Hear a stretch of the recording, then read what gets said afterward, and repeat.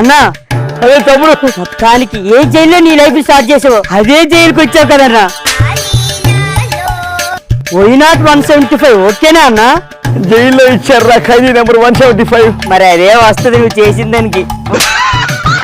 అది కాకపోతే ఇది మొత్తానికైతే టార్గెట్ దగ్గరికి వచ్చాం.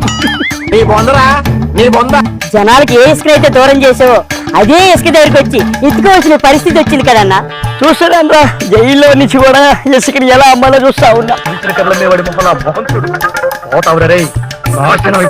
ఏ రాయితో కొట్టించుకున్నావో చివరికి అవే రాళ్ళని ఎత్తుకోవాల్సి వస్తుంది. ఇక్కడ దెబ్బ మారిపోయింది, కానీ ఇక్కడ దెబ్బ తాకిందిరా.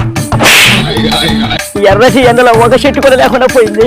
చేసిన పాపమన్న ఊరికే పోదు కదా. ఆ బయట ఉండవు కంటే లోపల ఉండవే బెటర్ రా. బయటకు వచ్చి ఎవరేసేస్తారు భయేస్తా ఉంది. నేను ఇక్కడే ఉంటాను, ఒకరే ఉండు.